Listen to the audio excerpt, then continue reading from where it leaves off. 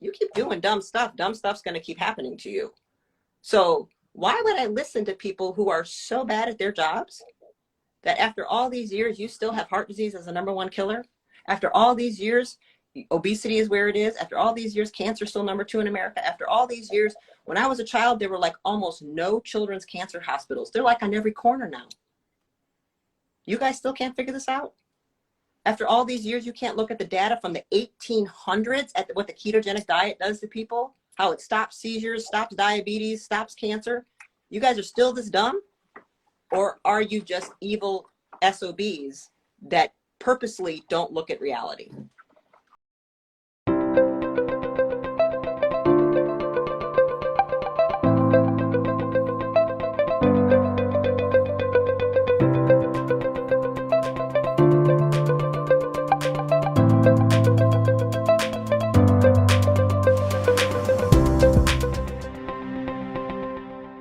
You look very young for your age. I think diet might have played the big role there. A little bit. The vegan diet aged me quite a bit, but we'll talk about that. Yeah, so it's why we are here today. We want to Yeah. know your side of the story. Why did you turn vegan in the first place? What made you turn into vegan? Um, so it was in graduate school. It's a very common story where I was emotionally manipulated, like most vegans are, whether they want to admit it or not. I would never have admitted that until I kind of got out of it. But, a pamphlet was given to me and I was shown, bunny rabbits being tortured in a lab. And who wants to do that? Who wants to be that person that's causing, torture and cruelty? And so certain information was given to me. I cried. I literally had to leave the course room, whatever graduate, I don't know, but I couldn't handle it. I went into the hallway and I cried. So you want to change someone, their decision making, you hook into them emotionally. So there was not a facts and data conversation. I was hooked emotionally. I was guilted into thinking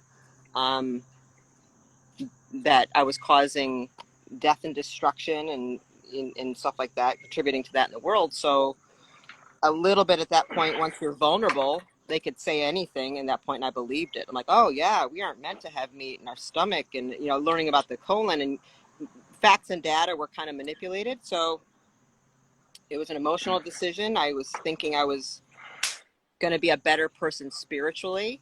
I was told like I would be I would elevate my consciousness and I would vibrate, a better frequency and be more one love in the world. And that was why I did it. Then what happened? Did you actually feel all of these things? No. So many years later, it took, I'm a very persistent person. I do not quit. And it takes a lot to make me quit. So it was 12 years that I was a vegan. And I didn't wear leather belts. I didn't wear leather shoes. You know what I'm saying? Meat didn't come into my house. I wouldn't eat in restaurants that used, I wanted a separate skillet. My wedding was catered in vegan from 2 restaurants, brought in from 3 other states, delivered and driven in.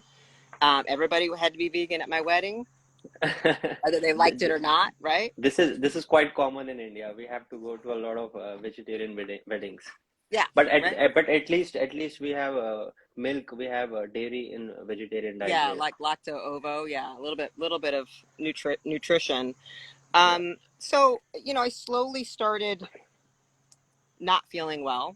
I gained quite a bit of weight. Lots of things were happening, fatigue and sleep issues and headaches. But what you start to do is you just continue to lie to yourself, and what the culture will tell you, oh, detox, ooh, detox, you're healing, ooh, detox, ooh, detox, the magical detox word. Everything is detox. As your hormones are being broken down and your muscle is wasting away and you're getting fat and inflamed, it's detox. So just stick with it longer. And that's what I did. You just double down on a bad decision because you don't want to be wrong. And that's what the psyche does. We do it for everything. We don't want to admit that we were played or we were conned or we made a bad decision. So we'll continue much longer than we should at times. And I had many, many doctors tell me, I'm in the functional holistic world, so none of these are physicians because I think they're all most of them are morons, so I don't listen to what they have to say about anything. So these are holistic, functional people I did respect, functional neurologists, doctors that I was paying courses for, seminars, mentors of mine, people who had, often 20 to 40 years clinical experience over me and were training me and mentoring me, were like begging me to eat meat. They're like, this is killing you. I beg you to stop. And I'll tell you, I want to say maybe 100% of them, looking back, there might have been 1 out of 10. They were all men, actually, when I think about and I catalog the voices of all of them. Please, I'm begging you. Please, I'm begging you. You've got to stop this. You need to eat meat. You're wasting, this is not healthy for you, that kind of thing. We're looking out for your career. You're a young woman in your 20s. You're not going to be able to have kids, blah, blah, blah. So sure enough, I got so sick, and I always said no. I just thought I could do this harder. I could commit harder. And I actually, looking back, now I can admit how disordered this was. I had such a self-hatred, and the vegan community really thrives on people hating themselves and hating humans. That's kind of where you're at. Like, I hate people. Mean people suck. I'd rather date my dog. Like, they'd rather marry their dog or their cat than actually have a human relationship. So their disdain for other people is very high, which means their disdain for themselves is very high. And they hook into guilt and shame and get you to think you're bad, other people are bad, and we're just miserable people, and animals are better, and they're even superior to us, right? So I was there, and it was very disordered, but I didn't know it. And I was willing. I even said it to a doctor. I would rather, I guess, be sick and in pain and not be a murderer, than feel well. And I was looking at that now, I get how mentally unwell that is, actually. I'm like, wow, I was abusive to myself. Like, I was willing to say, I'll be sick as long as I don't have to, like, have another life be transmuted into me, right? As long as I don't have to actually own that. So it got so bad that I was having a lot of symptoms, and most of my friends are 20 or 30 years older than me. And I was in my, I guess, very early 30s, 30 years old, probably 31, something like that. And I couldn't sleep, and night sweats and all this weird stuff. And a friend of mine, I just said casually at dinner, she was like, Stephanie, you sound like you're in menopause. Like, that's what we go through. Like, You got the what is, symptoms. You got yeah, the symptoms just of menopause. couldn't sleep. I was carrying probably 30, 40 pounds more than now. On average, I would off and on with some acne, but mostly I couldn't sleep at night. Wake up in sweats, fevers a lot. Very tired, very moody. I didn't talk about it because I didn't want to admit it. I was very depressed. I had a very dark view on the world, and very, like, negative, half glass, glass half empty kind of a person. Just an expectation of darkness, like an expectation bad things are going to happen because it's what I see in practice. I see, it's how it is, right? Cruelty and suffering is everywhere. I must rescue animals. I was an animal rescuer, had lots of dogs. I worked for an animal rescue. It's like the same kind of culture you're always in, right? Reinforcing that there's darkness and badness in the world.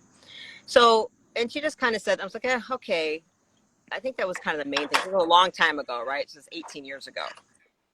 So I said, okay. So I went to the doctor. I'm 49 now. So I had a bunch of the labs. And they were like, you're in full-blown early menopause. Everything has shut down. I had my estrogen, to give you an idea, my estrogen, women's estrogen, there's normal and optimal, and Hindu women have much higher. So I'm of Indian descent, but we weren't Hindu. There have been adaptations. Hindu women will walk around with estrogen at like 250, 350. Most people are walking around, you want 200, 250, something like that. Mine was at, I think, something like 25 or 30. My testosterone was high in the compensation. I couldn't convert any estrogen. I had no progesterone. My thyroid was completely crashed. I had no thyroid. So I was put on, like, we need to jumpstart. I was seeing a functional geneticist, ran my whole genetics, ran everything. Was like, it is shut down so hard. And the endocrinologist, he was very understanding, very holistic and spiritual. And he, like, for consciousness and spirituality. And I get, you need to understand. And if you do not stop and eat, no, and get rid of the gluten and soy, I'm not sure you'll be alive in 3 years. And you certainly can't have children. You're like, you're aging faster. You are 30 years, 40 years older than you're supposed to be. Right? This is why you're tired. This is why you can't keep doing what you're doing. This is why, at every end of the day, you're exhausted. You just have to hit the bed, work and hit the bed, work and hit the bed. I couldn't do anything else. Every night was so hard to recover from seeing patients. So there was no exercising or I couldn't do anything. I barely, it was just hard. Had anxiety as well, but I hid it from people, as well. So it was in this moment, something happened, and it was like everybody who had talked to me before, all these doctors that were cataloged in my mind came forward in the moment, and I agreed. And I think the whole "you can't have children," thing was like, what? Like what? Like, yeah, look at your numbers. This is bad. All your hormones, your vital life force, they're gone. You're going to have cancer. It's like, you're going to probably have cancer in a few years. Like, we must fix this. So will you go on all these hormones temporarily? We need to jumpstart your system again. Well, let's do that. Let's make you feel better. So I had to kind of sit. It was hard. Let me tell you, there was some tears. Like, what do I do? What do I do? And kind of like a praying, talking to God moment, talking to my inner self moment. Oh, is that noise bad? Let me just put on a thing. Do you hear that leaf blower? I heard that, but it's fine. Okay. It's not bothering much. Okay. And it was just a look in the mirror moment. I really, with tears in my eyes, like talking to myself, my higher self, God, source, whatever. Like, you need to tell me what to do here. Because I had to admit, I don't feel good. But was I put on this earth to feel this bad all the time? And if I go down and I get more tired and I get put in a grave, how is that helping anybody? Because I know I was put here to serve. I know I was put here to help patients, and I am damn good at it. So if I'm gone, who's going to help them? And I just really had to say, like, and it was a moment of a flash was given to me of seeing a lion. I just saw the whole thing in the mirror, like in front of my eyes, if I was there. And just the question was posed, like, do you judge the lion for eating the gazelle? And I was like, well, no, absolutely not. Why do you judge yourself? And like, I think this is how ecosystem works, right? You have to accept to some degree that, yeah, well, if you want to survive, you might have to, kill at least some animals. You're killing everything. Here's the reality. Once I got over my delusional emotional connection to veganism, I'm sorry, but you're killing broccoli, you're killing kale, you're killing thing to it. And once I got out of not dealing with reality, once you deal with reality, anatomy, physiology, facts, and data, and you take emotion and religion out of it, and you deal with pure rational logical thinking, there's no question that the vegan diet is the most unnatural, unhuman, improper, starvation way of eating on earth. And it's, to me, a ploy to get people to become weak and become as less human as possible, and to make them very easily controllable. And it's been leveraged by religion in particular, and now it's going to be leveraged by governments to come in, and they use vegetarianism in particular. India's been a country it's happened to. They come in colonialism, and let's change everything. Let's manipulate the old sacred scriptures and lie to you and trick you into thinking what you're doing is the right thing, so we can weaken you, dumb you down, then take over, and you cannot resist. It's happened every time. Yeah, and they have actually succeeded after making that movie. What is it called? It was a very popular movie on Netflix. game changers, right? Game Oh changers. So, yeah, which you is all so lies. It's yeah, all a it is which propaganda lie. Yeah, only people like us who understand nutrition, who knows right, the facts, can differentiate what when they're lying and when they're not. But for a right. normal person who doesn't have any science background, they will actually believe it. Oh yeah. And what happens is, then again, what happens, the psyche wants to double down when it starts to eventually reap it gets bad, because it won't happen right away. It happens after time. Then they'll be, oh, they won't make the connection. I have people, I mean, you want to be right. You're going to do whatever you can to make yourself right. Yes. So the mind will play all kinds of mental gymnastics to not admit it made a mistake. We do it in our relationships. I know women have walked down, they knew walking down the aisle, they should not marry that man. They had a strong, but they thought, but what am I going to do? Embarrass myself and everybody paid all this money and blah, blah, blah. They make up all these stories and they work against themselves and do it anyway. And 5 or 10 years later, when he's a drunk beating the shit out of them, they damn well knew that was happening. Now they feel so dumb for making the decision. They think they have to stay because they're too embarrassed to tell anybody, please help me. I've heard this story 20 times in practice. They say, oh, I know.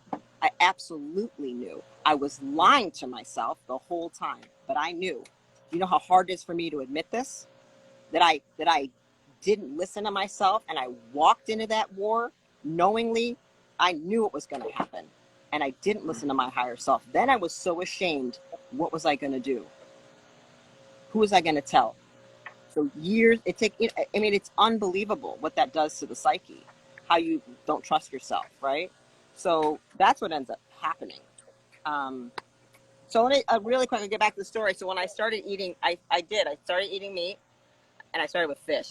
Most of us start with salmon and shrimp or something like that, because we're like, oh, I'll just go with fish. It's not as bad. I won't cry as much. Oh my God, right? I want to eat a cute something in You three started with days. fish. Yeah, it was salmon and shrimp is what I started with. And then, oh man, that noise is loud. I'm probably going to go inside. Um, in 3 days of eating like that, it was like a miracle came over my brain.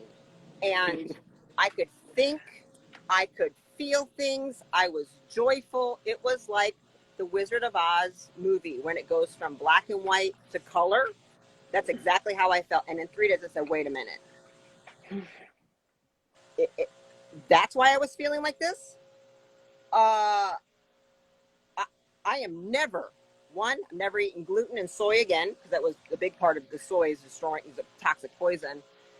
And I hate the salmon and the shrimp, but I'm going to eat it 3 times. I ate it 3 times a day for a year. Okay. Just relit my brain back up and couldn't believe the difference. And in 6 months, I was pregnant. So, Oh my God, that's wonderful. yeah. And So I was like, before, oh, okay, I'm when pregnant. Like, okay, that happens. Yeah. and when you were on vegan, you were not able to get pregnant. Is that right? Right. I was totally infertile. My labs were, absolutely wasn't going to happen. I had no You estrogen, is progesterone, thyroid stuff. And what they thought, the expectation was I was going to miscarry. I was hemorrhaging, and they said, well, here's the deal. Like, you're probably going to miscarry. I said, yeah. And probably hemorrhaging for 10 weeks vaginally, lots of complications. I was very sick. So it was very high risk. It was very hard for my body to come back. I said, well, and the geneticist was very hopeful. She goes, well, here's the thing. You basically going from no hormones. She goes, stop taking all the hormones. Stop right now. I said, I called her. I remember calling, go, how can this is possible? I thought I couldn't get pregnant. She's like, well, something happened. I said, okay. cholesterol happened. Yeah, a lot of stuff happened, right? And I said, well, what am I going to do? And she goes, well, I don't know, Stephanie. I mean, it's if your body, if anything's going to make your body jump up its hormone production, it's pregnancy. So this might be the thing that ends up fixing everything on top of it, right? So, oh, my book, yeah, my book. So, and it did, but it required, I was on roughly 8.5 months of bed rest. That's how hard it was for my body to do this.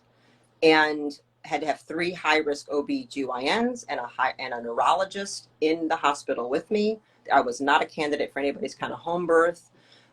because it was tremendous effort. And I had to eat like nobody's business. I don't think I ever ate that much in my life. I looked at my sister at one point and I go, I can't wait till I can fast again. I go, who the hell can eat every hour? But I had to eat constantly. And I gained at least 80 pounds, maybe more. I stopped weighing myself at a certain percent. I don't know how much I am. Had to get huge. My body had to pack on tremendous amounts of, turnover to support making a baby. And I was fine with it. I was like, whatever it needs to do. I just want us to make it.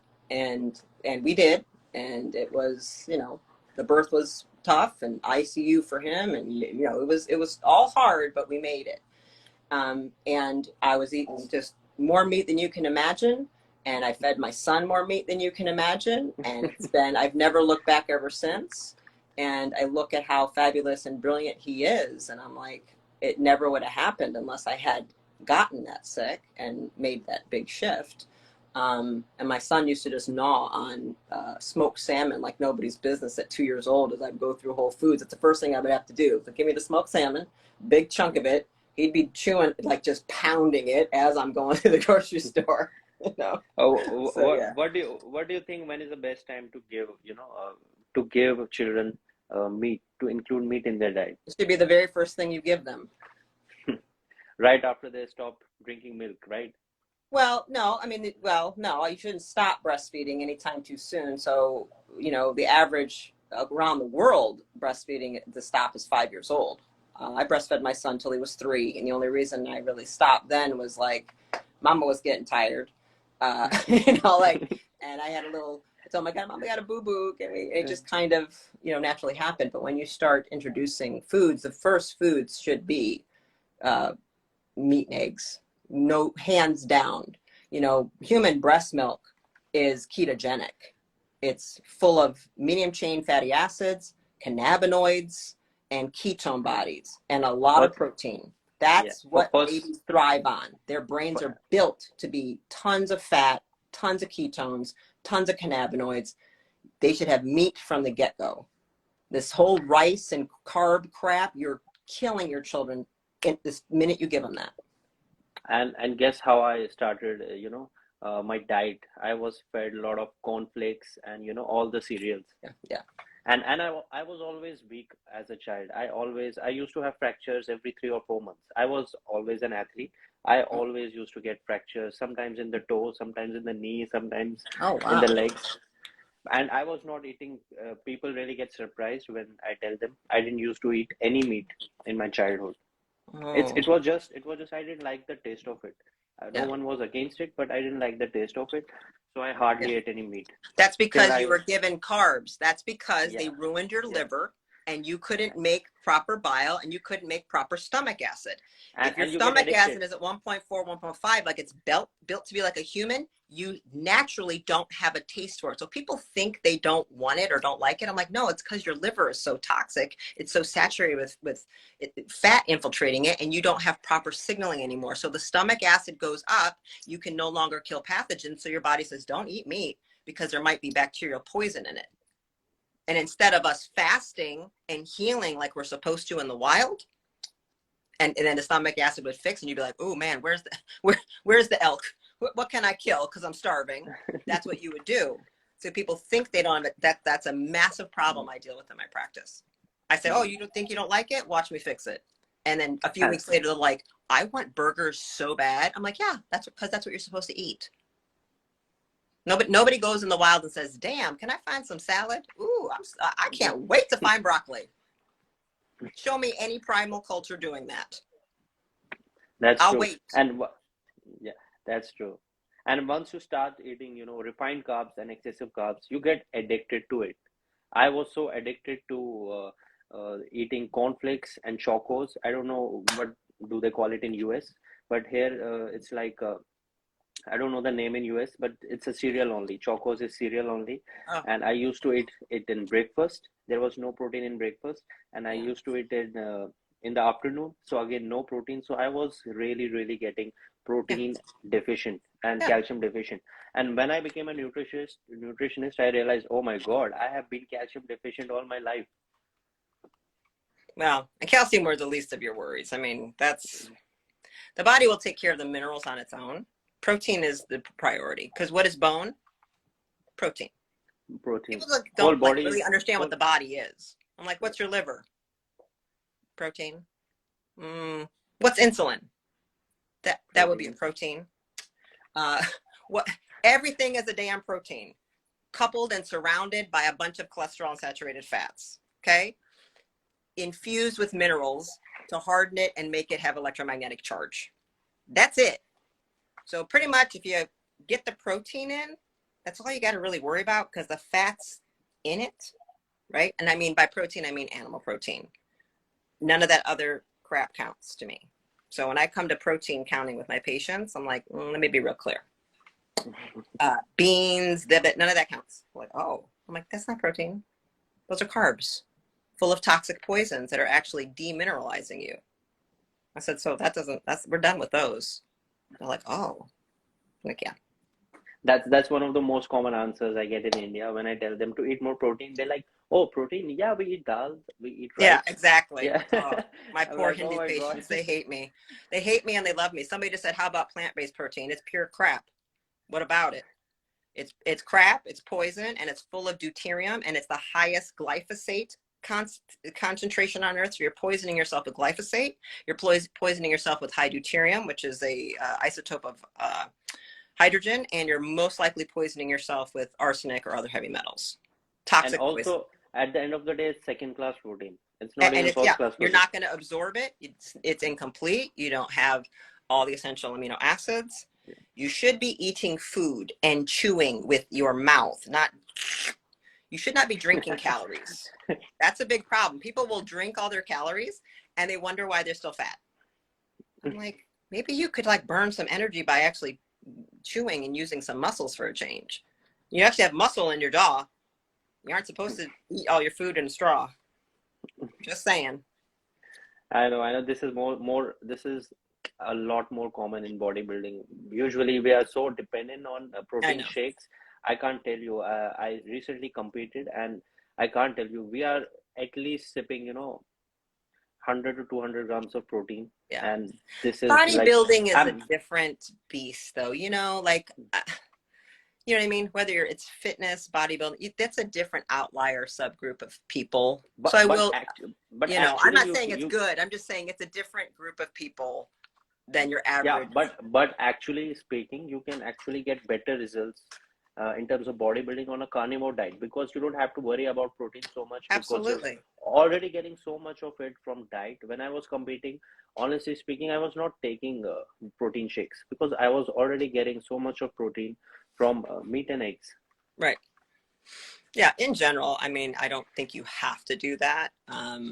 But it's a different thing. But yeah, patients want to always shortcut it. I'm like, when did it become so hard to actually cook a quick meal? I mean, this is not that complicated, you guys. Like, it's, And you should be slowing down. The fact that you want to eat a shake in the car on the way to your commute to work already is telling me you have destroyed digestion, because you have to be in a calm rest and digest state with parasympathetic nervous system dominance to actually have proper stomach acid, to make the bile, to make pancreatic enzymes, to have good gut motility, peristalsis going on. You can't do that rushed. You can't do that in a hurry. You can't do that stressed out. So eating should be a very slow, pleasurable community experience, actually, not the way we're doing it. So already I'm like, if that's what you're trying to do all the time, I'm like, we've already got a problem, because I already know I have a nervous system disorder in you, and your HPA, your gut brain axis, it's all jacked up. I have to calm you down and teach you to slow down. Eat slowly. and honestly speaking, eggs is one of the most easiest thing you can cook, and it hardly takes 5 minutes. I know. It doesn't take long. That's why I keep going to people, or even the slightest bit of planning. I'm like, you could like hard boil a bunch of eggs. You can make a quiche. You can bake a egg and meat kind of thing and slice it up, have it ready to go in your fridge, or have stuff ready in the freezer. Like, it's really not that hard, So like, I don't tolerate a lot of excuses when people, I'm like, well, I get they need me to think for them again. I'm like, oh yeah. we're going to stop the brownies. We're stopping the Hot Pockets. We're stopping the drive-through, you know, and you're just going to eat actual food. And they're like, what? And then it's always amazes them. Oh my God, doc, I feel so much better.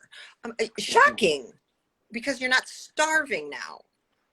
I usually have to make that people just eat more, right? It's one of the first things I do, because the majority of people come to me for mental health problems. That's what I specialize in. And a number one problem, they're all underproteined. And most of them have very low cholesterol. So I have to address that right away. And I made a decision about 5 years ago, maybe. I do not accept vegans in my practice. You will change, or you're not for me. You want to get better with me, you will change. If you won't, goodbye. I'm not wasting my time, because I will not get your brain to the point I will ever get rid of your anxiety, your depression, your PTSD, your panic disorders, your self-mutilation, your schizophrenia, your bipolar, your multiple personality, your borderline. None of it will go in a starved, unstable brain that cannot make a charge or maintain one. So why would I take your $10,000 and do a bunch of brain therapies? I know it won't last. I would be lying. It's unethical as far as I'm concerned.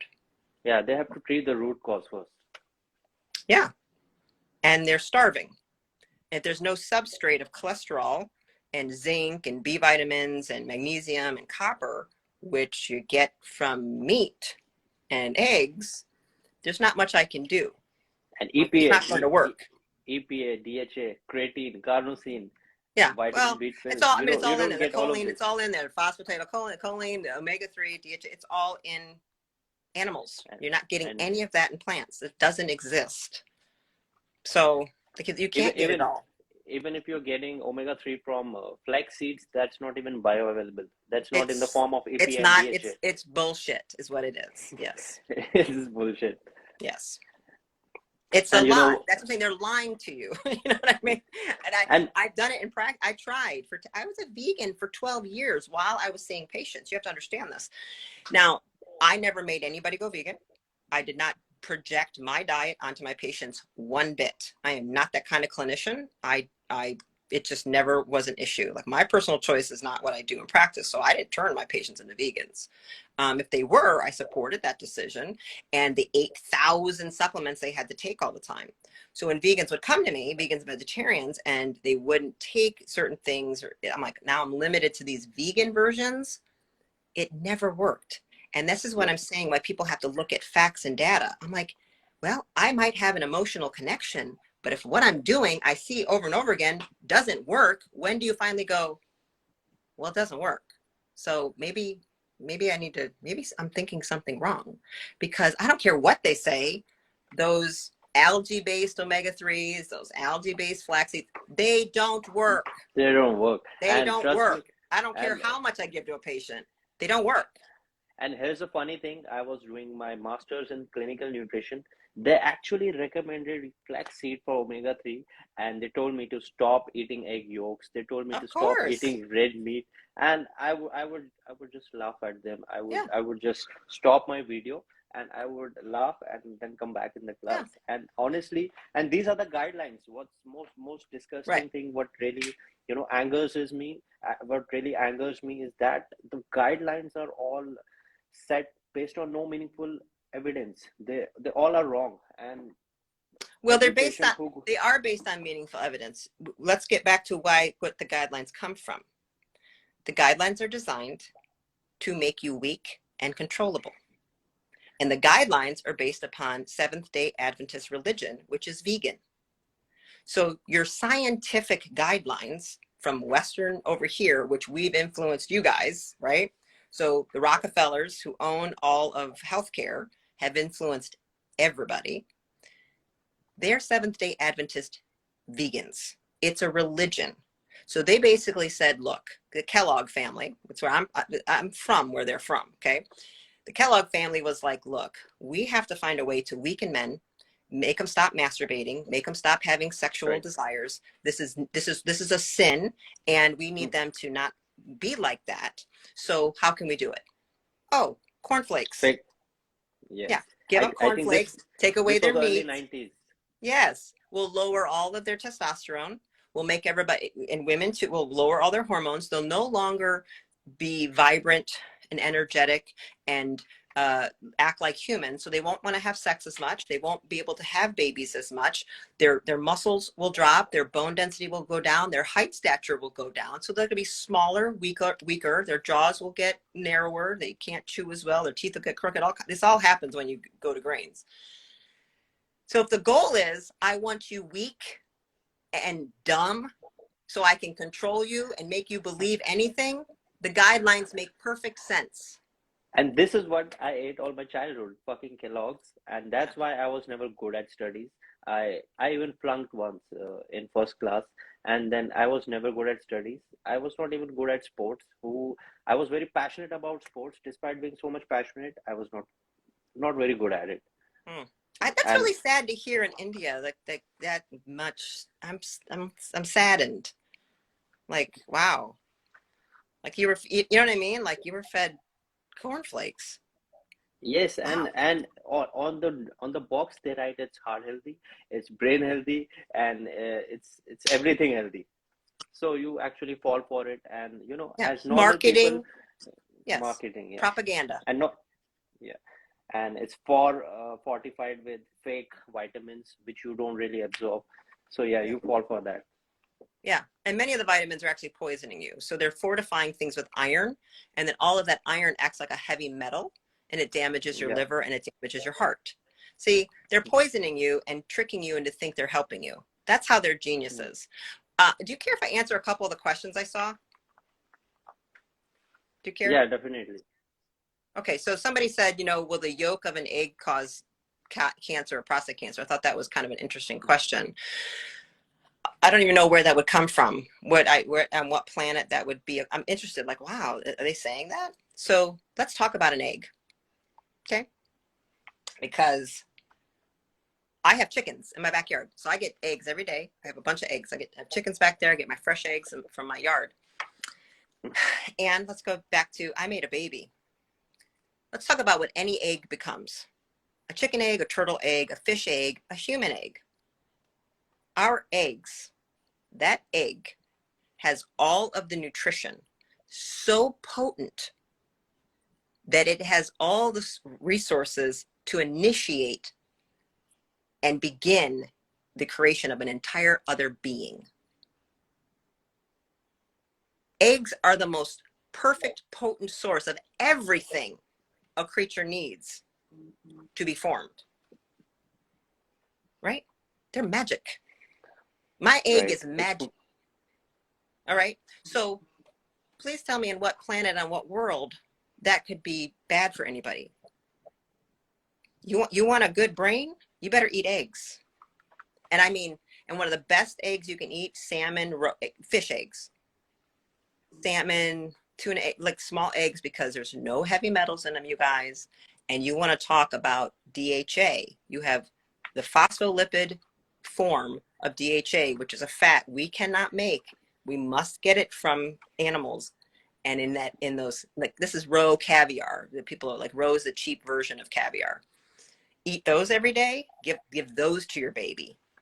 Watch kids pop on salmon roe, different flavors. See what they like. They crunch and kids love them. Actually, they pop and make a lot of fun little stuff. It's very well known. The women who eat the most fish, DHA, when they're pregnant, have the highest IQ children. And so what did It's they do? actually essential. Pregnant That's true. women And need so what they EPA tried to and do was DHA. say, don't eat fish. It's got mercury in it. Stop eating fish so we can make your babies dumb. That's what they did. This is what they do. You want to be healthy, do the opposite of what any nutritionist is telling it, trained by, with a degree. Most nutritionists with a degree don't know what they're saying. Yeah, that's why I never completed my master's in nutrition, Yeah. because all they taught was, most of it was bullshit. I completed 1 year, but I couldn't stand one more year, so I left it. And Yeah. I wanted to Save see your both money. sides of the coin, Save your money. because many people used to tell me, okay, these are the guidelines, you're not a doctor. So I actually did masters in nutrition because I wanted to see both sides of the coin, but Yeah. I couldn't stand it for more than 1 year. Yeah. I mean, And and they here's used the thing. I'm like, if you want to follow the guidelines, I just say, okay, so let's just look at their track record. I would like to see, I don't know why people listen to people that aren't good at what they do. I mean, if you look at the track record of the American Medical Association, the American Dietetic Association, the American Cancer Society, the Alzheimer's Society, please tell me how you've reduced or improved anything in the last 50 years. And they can't, because everything Diabetes just has gets gone worse. worse. Yeah. Everything gets PCOD has worse. gone worse. I'm like, you're Cancer has literally gone worse. so bad at your job.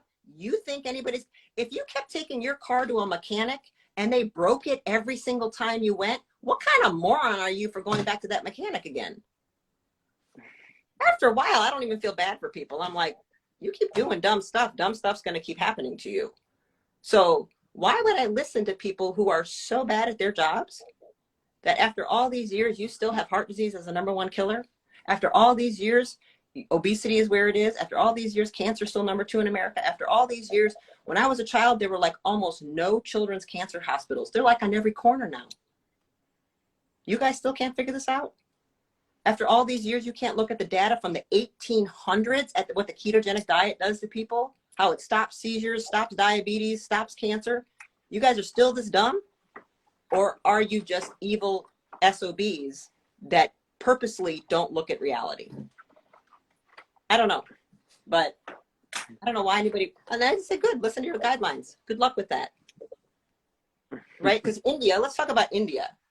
India has 6 times, because I'm Indian, so I care about it, 6 times the rate of diabetes and metabolic disease as the rest of the world, as white people. Right. I think it's it has second highest patients in the world after US.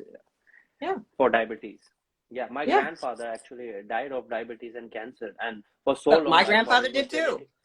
Yeah, and for so long I thought it's genetic, but later I No. realized he was eating a lot of fake butter.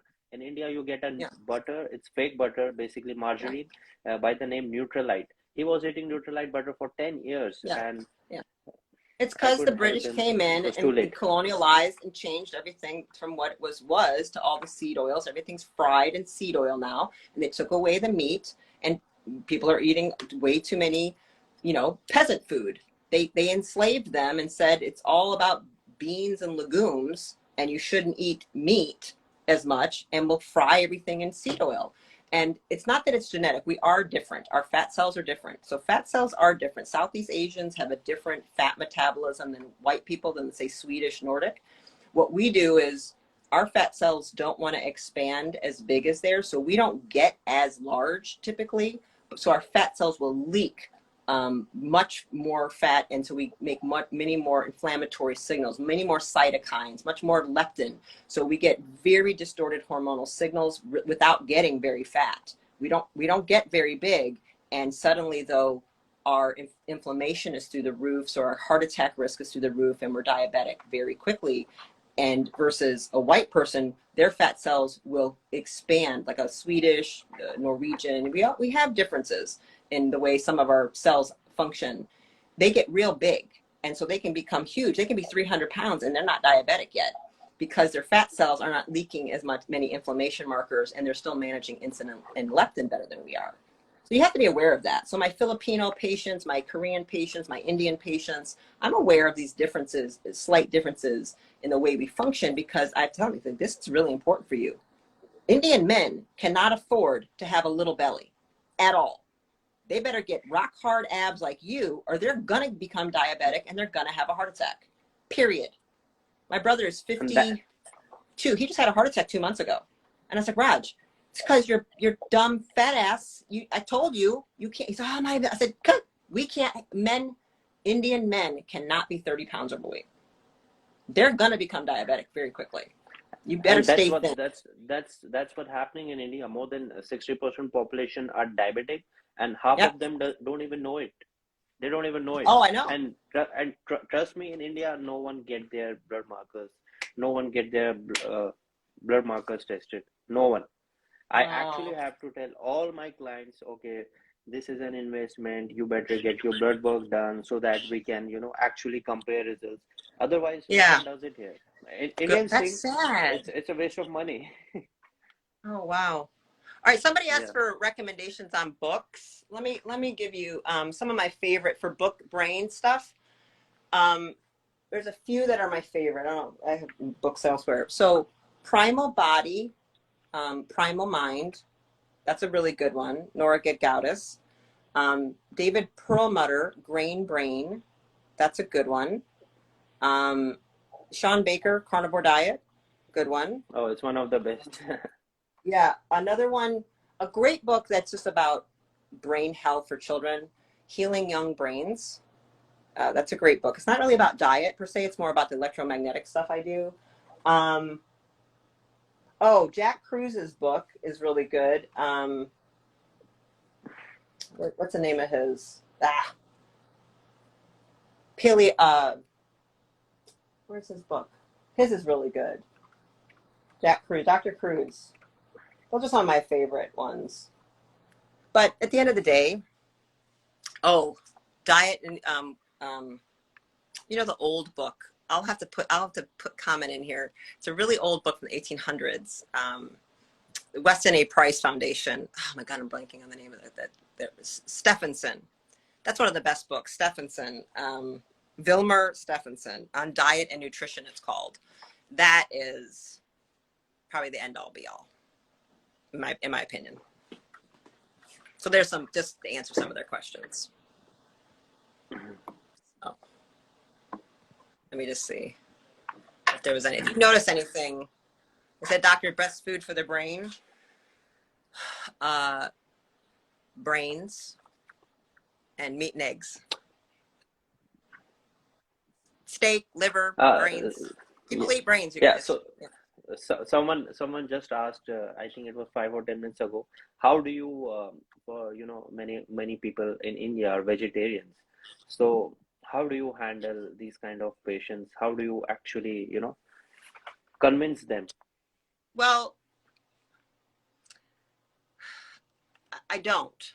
So that's what I'm saying. I have no interest at this point in my career. I've been doing this 20 something years. I've been out of school over 20 years. I've been in private practice. I don't have time I don't need to waste my time. I don't need to go to a mall to get patients. I have months of a wait list. I don't care anymore. If they can come to the conclusion from watching and educating themselves, I'm ready to make a change, that's when I'm ready for them. I'm not trying to go out there and convince anybody. I'm just not evangelical. I have no interest in it. At this point in my career, I'm only spending my time on people who come to me saying, they don't know what to do. Like, I'm done. I'm convinced. I got it. I just don't know what to do. And then I come in. I no longer do the convincing. I did that 15 some years ago, 10 years ago. I'm not doing it. It's not worth it to me. I'm not trying to convert sheep into becoming lion. I want the lions who are ready to run. Yeah. So if you have to drag someone to the starting line, chances are you have to drag him to the finishing line as well. Yeah. So I have no time. You better have people who are ready at the starting line, so you can take them to the finishing line. Yeah, that's what, maybe for young clinicians to do that. You're 20 and you're eager. I'll be 50 in a couple months, and I've been doing this a really long time. I have no time for it. You come into my office, you're on board with the program, or you can leave. And we established that from the beginning. Like, I won't even make an appointment with you unless, like, are we clear? You won't be doing celery juicing. You won't be doing things like that in my office. You do what I say, and I'll get you better. You fight me, you're fired. See, you get to a point like you're like that. So I only take in who I want to work with. Right? And you can actually get the result from these people, because people who are resistant, it's actually hard to get results from them. Oh yeah, you're not going to. And they're your commercial. This is why I don't take vegans. I said, let me be real clear. I said, I don't have money for big pharma ads. I don't have TV ads. I don't have billboards. I don't run ads anywhere. I don't market at all. I said, so you're my commercial. Your success and you telling your friends and people saying, what did you do? What happened? Oh my God, I found this doctor. She does all this crazy stuff. And I feel amazing. That's my commercial. So if I can't get that done, if I can't keep a brain with enough saturated fat, cholesterol, and minerals so it can hold charge, there's no point in it. And I came to that conclusion after working with so many vegans for so long, and it wasn't working the same way, where I'm like, God, why is it taking me twice as many visits with these people as it is these people? And I knew there was something. I mean, and then making them buy like $1,000 a month of supplements. I was like, this is stupid. You could just eat a steak, and we could stop all this nonsense. So I did start convincing people, and people who stayed with me. I had many vegetarians and vegans who converted to eating meat, and then they all got better much faster, and they never went back. I have several families I've just started, some that were vegan their whole lives, some who've been vegan 30, 40 years, and they've gone to, it's been 20 years of ulcerative colitis, 20 years of Crohn's disease. And then sure enough, they're like, wow, I can't believe how much better I feel. Like, and they go, I know it's hard. I get it. And so I'll have those conversations, of course, about my journey. And then we talk about, I know it's hard. I have deep empathy and compassion because I was there. I lived it. I get it. So I'm very kind about it, and I'll take a long time to get them there. I'm like, okay, so let's start with this. Let's start with that. It might take me 6 months to get them really, I don't start overnight because their liver and stuff, they can't handle it. They don't have normal function anymore. So we start slowly. I start healing their liver. I start castor oil packing. I will use protein. I use essential amino acids. I'll use that because they're starving. I must get nutrients into them, and they don't have good digestion. Their GI tract is ruined, so they can't absorb and assimilate food yet. So I have to use a lot of supplements and stuff at first to get them working again. And then as they're working again, they develop the taste for it. Then they can digest it, and then we start slowly.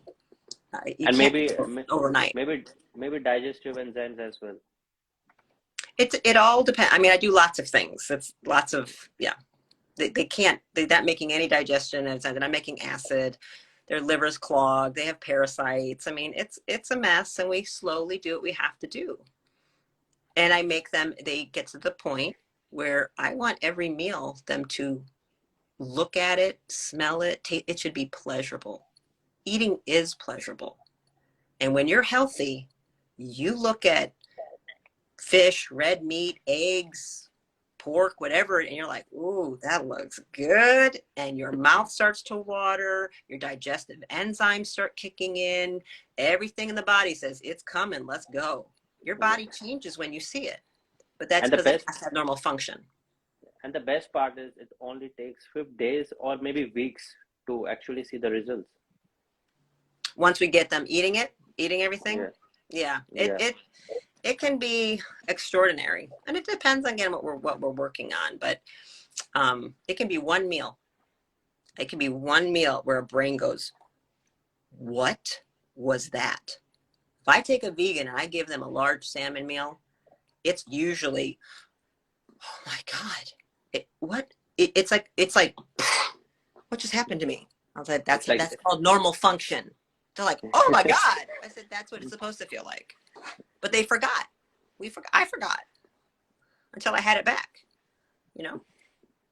Like look at your abs, right? Everybody all know you're pretty, right? So most men, they don't even know what it's like to have muscles.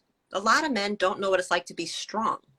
Once they get it back, they're like, oh my God, this feels totally different. I'm like, right. Doesn't it feel different to walk in a room where, your pheromone energy, like, boom, is like this, and women look at you like this, like, oh, damn, okay. You know what I mean? It's a very different feeling. And to feel like when you're with your wife and children, whoever, like, you can protect them. You could throw your children over your shoulder and run them out of a burning home. You carry yourself completely differently. But so many people have never even had that. Or they might be like, I'll say, were you ever fit?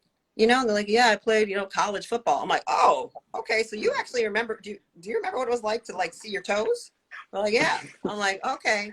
Well, I would like to get you back there, and this is where I think I'm going to start. Because how old are you? How old are you? I just turned 27 2 days back. Oh, 27. Oh, yes, right. Happy birthday. Thank you so much. If I started telling, I don't know if this would work or not, and maybe you can give me feedback, because I don't have a ton of 27-year-old guys. I have like a lot of teenage boys, and I have a lot of 60 and up men. The 20s, and I see a lot of women in that category, those ages, but not a lot of men actually. And I have a lot of men in their 60s and 70s at this point trying to just say, I'm just looking at action. And that's a thing we're working on as well, because it's a big part of emotional and mental health. Like they're like, it messes up with a man a lot if he can't perform with his wife anymore, right? So we deal with that. We deal with their testosterone. We deal with their blood flow, inflammation, blah, blah, blah. And I wonder if I started telling 30-year-olds, let me explain something to you. Do you like having sex? Do you like a hard cock? Because if you keep eating fast food, sugar, ice cream, and doing what you're doing, it's going to stop that from happening. One day, I promise you, you won't be able to perform. All because of what you're eating. Is it really worth it? And that's what's happening. Infertility is up so many times. I think it's 4 or 5 times higher than it was 20 years ago. And most of the actors, most of the Hollywood actors and athletes, they all are on TRT. Oh yeah, well, the testosterone story is another part of it. It's part of the whole point of destroying us, because that's what they've been going after. Because testosterone makes you smart. Testosterone gives you courage. Testosterone, bone density, muscle density. And if you start breaking down testosterone, you will break down a society, and you'll break down its strongest people, its protectors and its fighters. So that's been a very concerted chemical war that men and women have not been in a good position to fight. We've been poisoned unknowingly, like to such levels that it's unavoidable. So I am a fan of absolutely testosterone optimization, and sometimes that will be replacement, because you've been poisoned to death and you didn't know it.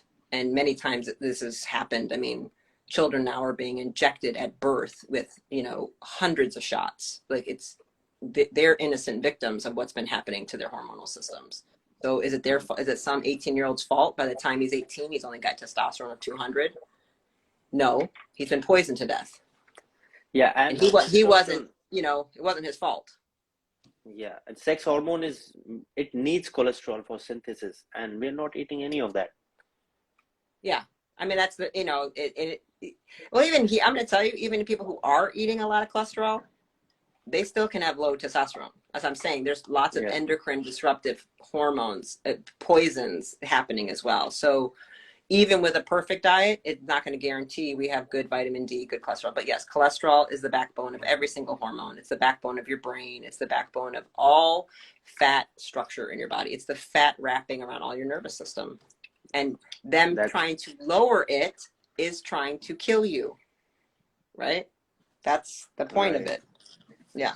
That's true. There are definitely so many factors, but I think it's vegans and vegetarians are one of them who are more who are they're among people who have most infertility. I've seen a lot of vegetarians, and their testosterone levels are really, really low, and worse, on top of that, they're not eating any cholesterol, because the guidelines, it tells you not to eat cholesterol. During my master's in clinical nutrition, I was told you should not be having any cholesterol. And any disease, every day we used to learn about different disease, and trust me, for every disease they first said avoid red meat. Day 2, avoid red meat. Day 3, avoid red meat. For everything they blamed red meat. And it was getting and red meat is superior to every other protein out there, period. You want to stay sick, don't eat red meat. And in India, I cure Crohn's all the time, red meat only diets, constantly.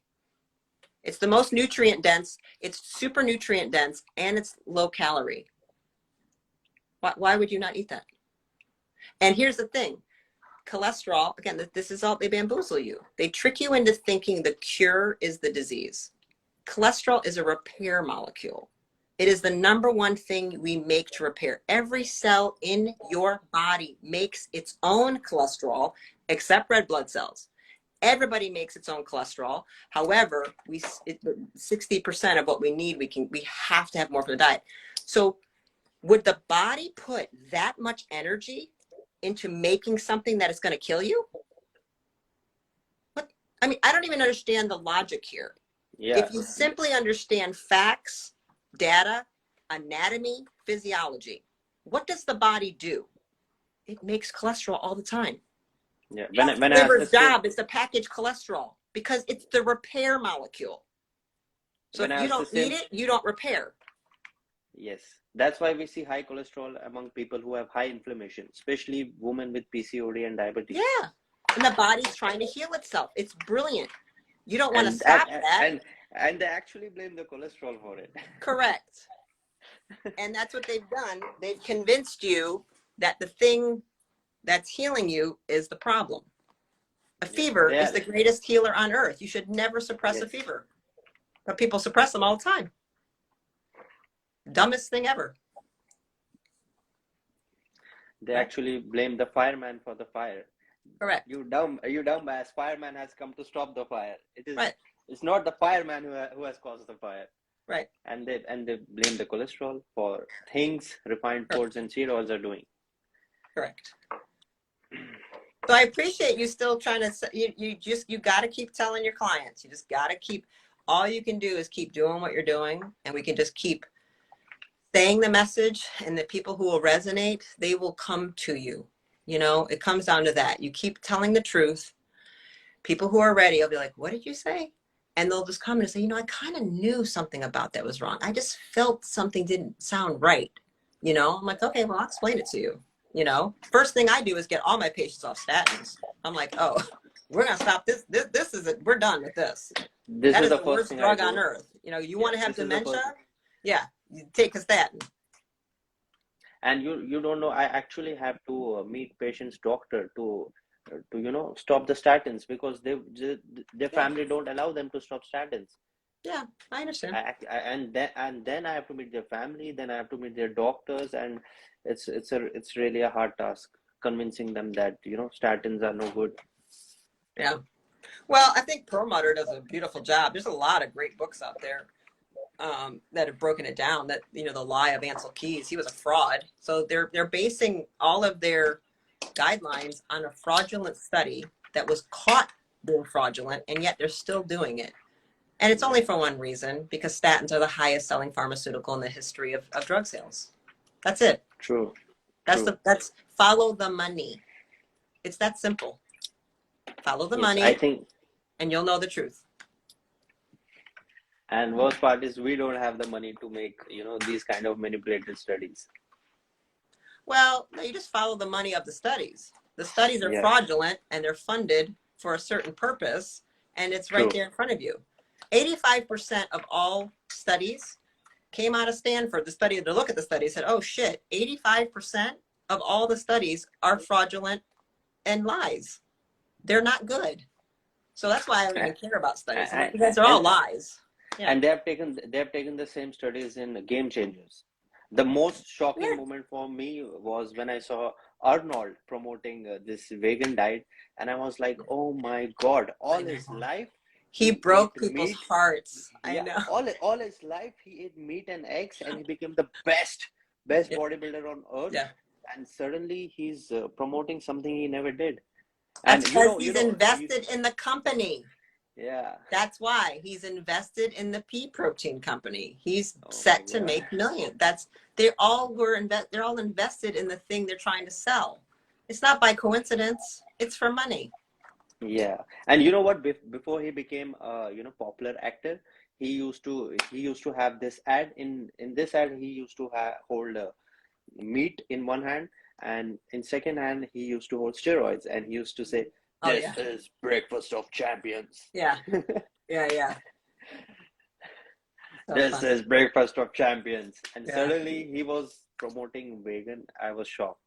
I Yeah. lost all respect for him I that know day. a lot of people did. I know that was heartbreaking for the bodybuilders. I have a lot of friends that were like, they didn't go to the Arnold Classic. They're like, I can't believe I'm backing out. I mean, it was a big deal for a lot of my friends.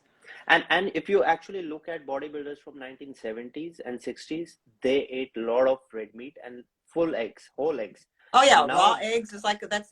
I mean, it's everybody ate raw eggs and yeah, raw and milk. steaks, Yeah, and steaks. steak. Yeah, yeah, If you watch the movie Pumping Iron, they all the bodybuilders are eating steaks and eggs. yeah. And now if you look at bodybuilders, they only eat chicken breast and egg whites. They don't eat the yolks. They don't eat Oh, not fatty see. Well, proteins. not here. I know that my guys that I know they do. So the guys I know in America anyway, they're eating everything. I mean, again, but I hang out with a lot of carnivores, so maybe that's Yeah, unbiased. they are Yeah, bodybuilders. yeah. Yeah, there's very few of them. Like I'm one of them in India, but I've not seen a carnivore bodybuilder in India. I've seen many in Yeah, Indonesia it's and US, India but though. Yeah, yeah. yeah, I bet it's worse. and yeah, and India actually has the least meat consumption in the entire world. I It's know. only It's so sad. It's so sad. We have to help because I think Indians are the prettiest people on earth. I might be biased, but I talk all the time. I'm like, what? Look how pretty they are. I only dated one Indian guy though. He was almost too pretty for me. I was like, oh God, he's so pretty. was he vegan or a carnivore? No, he's just a, American, not a carnivore. Neither. This was In college. the middle. This was college. We just He ate was whatever. Yeah. We yeah, were he was beer like the drinkers. That's what we were. Yeah. It's Yeah. it's interesting that we have the lowest meat consumption and we have the highest metabolic issues. Yeah. Indians only eat the average Indian eats 4 kg in a year, 4 kg per Oh capita. my God. This is I'm speaking from studies, Yeah. and we have the highest rate of metabolic issues. Yeah. PCOD is in every other house. Yeah. Cancer is in Because you're every other house. starving. So if you Yeah. don't only eat that little bit of protein, your body is searching for nitrogen. So it's going to continue to eat. It's going to have to find everything. So it's going to continue to be like, much more of this and everything. Of course, the seed oils are a major problem. So, but when you don't have enough animal protein, you will continue to eat, you overeat because you're never satisfied. And it's the protein leverage hypothesis. You're looking for the nitrogen.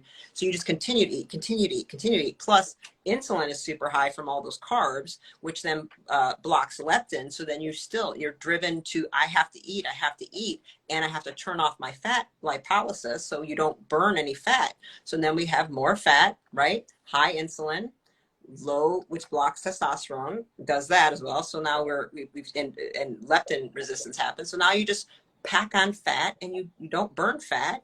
And there's your diabetes, there's your obesity, there's your heart disease, there's your sleep disorders, there's your snoring, there's your erectile dysfunction, there's your dementia, there's your Alzheimer's, it's strokes, it's all coming. And where did it start?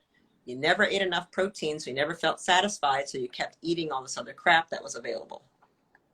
So at the end of the day, we are overeating but getting malnourished. Massive. Yes. And it's interesting in a bodybuilding world when they come, there's basically a gaining phase and cutting phase.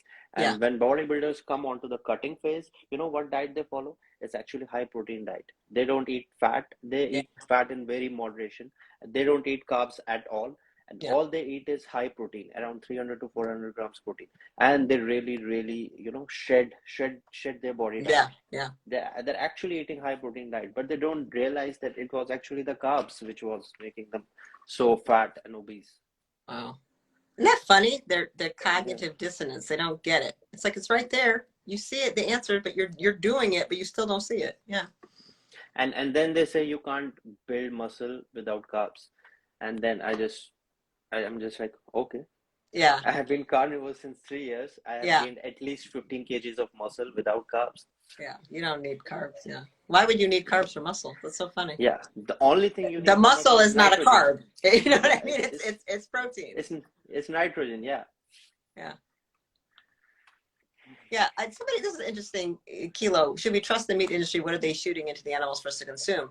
It's not really, it's so funny. Everybody wants to say this argument. And I'm like, oh man, y'all don't really understand it. So first of all, there aren't that much shooting of anything into cattle and stuff. I'm gonna say in America. I can only speak of what goes on here in North America.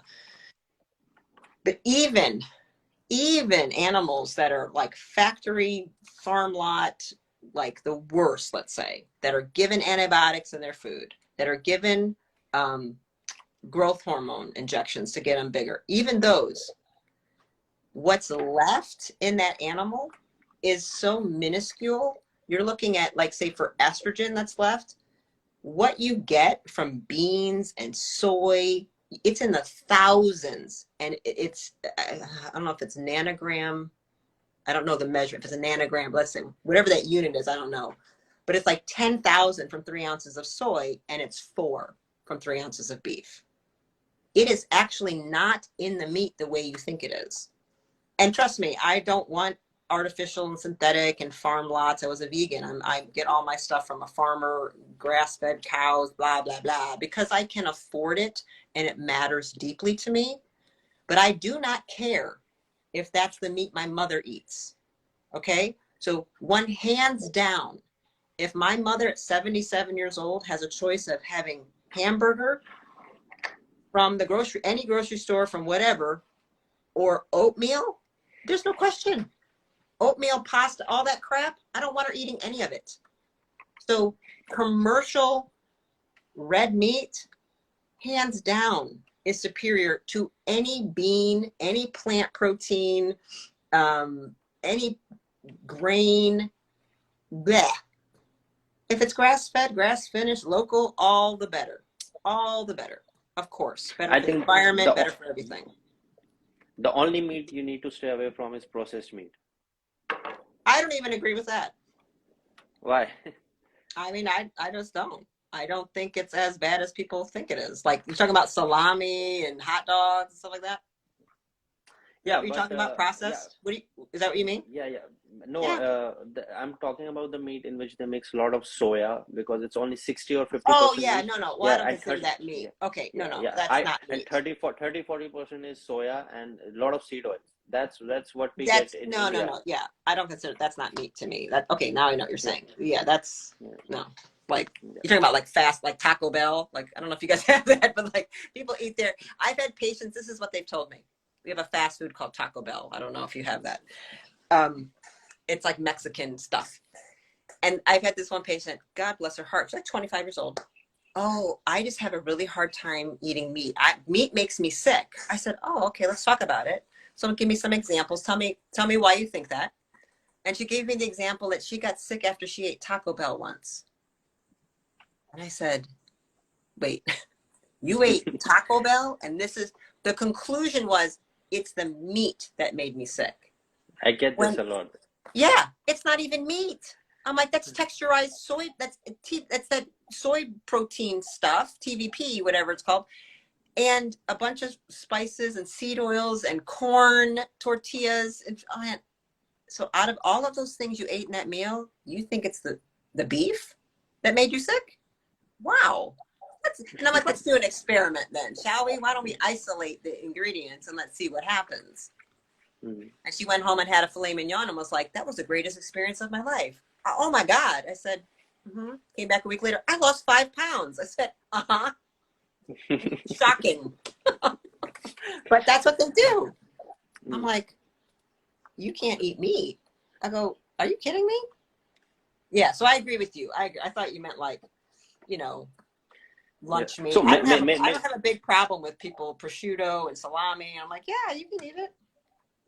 So many of the people who do eat meat, then they get this upset stomach, bad gut, and they are eating meat cooked in seed oils, and then eating a lot of rice or a lot of chapatis, lot of grains with meat, and then they blame the meat for what Correct. other things did.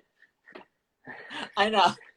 I'm like, now why did you think that instead of this other thing? Because they want to make sure they can still eat their pizza and their cake. Well, it couldn't have been the cake, and it certainly wasn't the 3 bourbons you had. What wasn't that? Yeah, it was the meat. Right? It had to be the burger. Yes. People are funny, aren't they? Yeah. They're really cute. Even in burgers here, the burger patty it's not 100% meat. They're Oh, never that's not 100% meat. good. Yeah, Yeah, that's unfortunate. you actually get 100% meat patties in US, but in India I've never seen 100% meat patty. It's Oh my always mixed. God. Even So the where do you get McDonald's. it? Where do you get your like lamb and stuff? Can you like where do you get it? No, I'm talking about the burgers. So the beef. Well, what do you guys make Yeah. your beef out of? Is it beef? We eat we I'm talking about the burgers in McDonald's and other places. Oh, Processed oh, oh, processed foods. oh. So I eat the fast food. yeah, We call that yeah, fast fast food. food. Now I know what Yeah, you're saying. fast. Processed. Yeah, I got you. yeah. Okay. So the patty, the chicken patty in the burger is never 100% chicken. Okay. It's always mixed with other ingredients. I got you. Yeah. Oh. I And think then we do some of that here too in certain places. Look, we know Taco Bell at certain, but other places they let you know 100%, grass fed. We have all these grass fed places. I mean, you can walk in and it's grass fed meat. I can go right down the street and it's a local farmer, grass finished organic beef. It's very easy actually. It's more money. People, it's just the reality.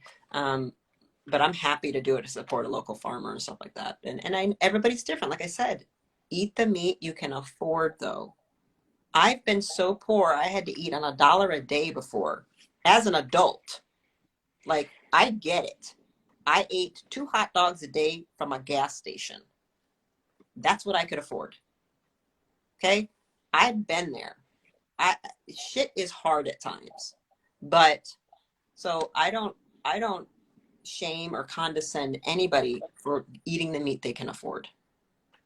Period. I won't tolerate it. I do a lot of courses. I don't tolerate people going on and on. Like, look, because then they make people feel bad. I'm like, if this woman is, she's in her 60s, she's going carnivore for the first time, and she's got to eat 3 times a day enough meat. I'm trying to get 150 grams of protein in this woman, or 130 for the first time in her life. I will not tolerate anybody shaming her, making her feel bad because she can't have a whole foods lifestyle. Not everybody's the same financially. And I'm happy. I just need her to get that protein in because I'm working on her feeling good again, her building some muscles again, getting her brain to work again, getting cholesterol in her body. Of course, I like the higher grade stuff, but I mean, I only draw the line in a few things like farm raised fish, like farm raised salmon, never. Farm raised tilapia, never. There's certain things I'm like, the poison level is so high in a few food items, I never allow those. But red meat is not the problem. Lamb and beef and buffalo, you're good to go pretty much. Yeah. Even chicken is good if people can't eat red meat for religious reasons. Even chicken is a good option, at least so much better than It's all that okay to junk and start. fast food. It's Yeah. okay. I find it, it's very low in iron. And my Yeah. women, I'm an ovulating woman still, we monthly periods, we need a lot of iron. And women are not getting enough. They've been told to eat that low fat crap. And so they're staying And away from red meat. So I really do encourage more red meat, but absolutely. If you love chicken, fine. You know what I mean? I don't love it. I want you to love it. I hate salmon, so I don't eat it. I can't stand salmon. It's disgusting to me. So I don't eat it now. I did it before to heal myself. I was very sick. It was my mission to heal myself with food. But I don't like it, so I eat other fish. I eat a lot of oysters. I eat a lot of shrimp. I get my DHA other places. So you should love what you're eating. I don't make my people eat things they hate unless I'm maybe a short period of time and I'm recovering from something.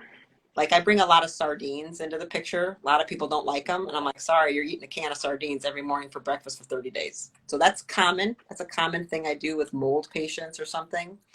But not forever, because I have to feed them. They're starved and I can't, we can't wake them up without getting. So small fish have very little heavy metals and poisons, much, much less. So I love sardines, superfood, anchovies, sardines. Oh my God.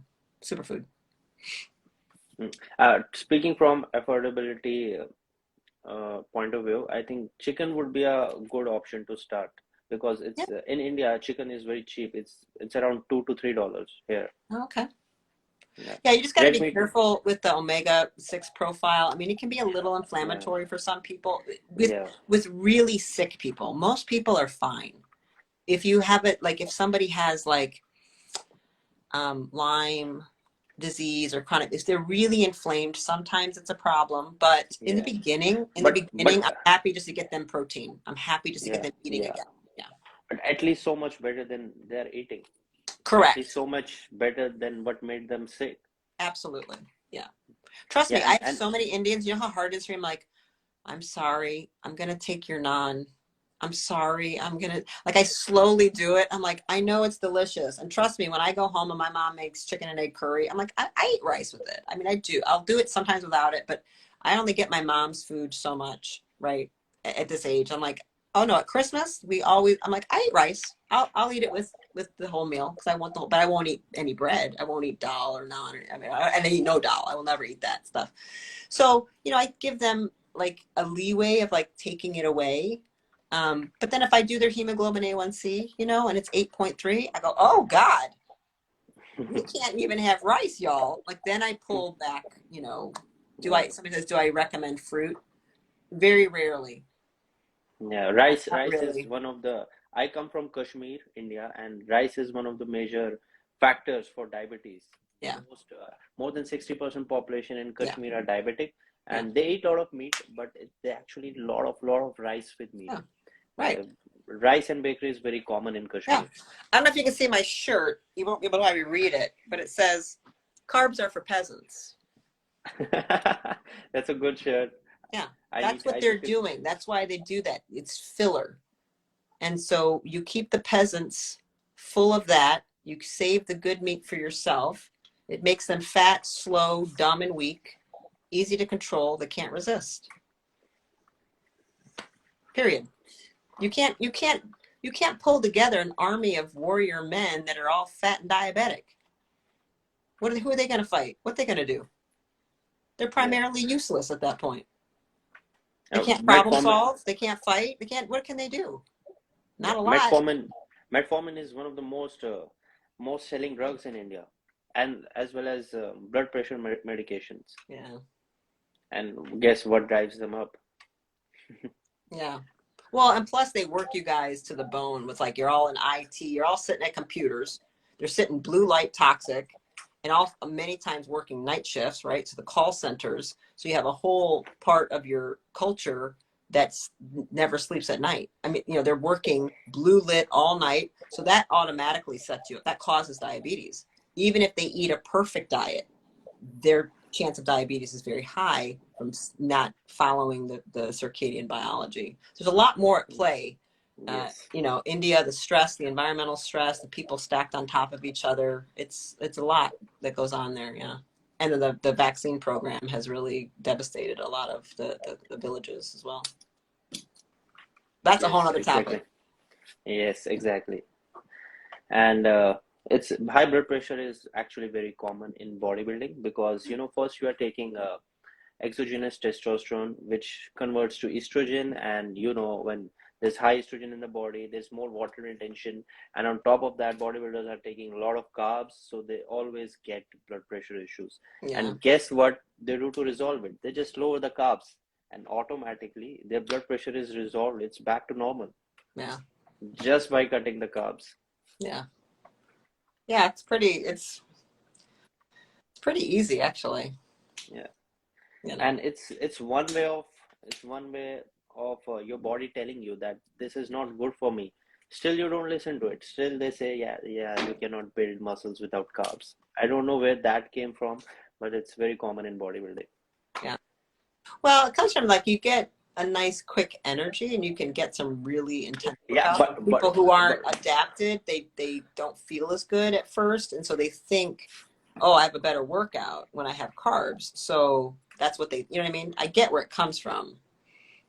yeah, what I think is the best for fast acting energy. I think eggs, no, nothing can replace eggs. You're getting first class protein. You are getting fast chain fatty acids. You're getting fast absorbed fatty acids. What else do you need? It's quick energy Yeah.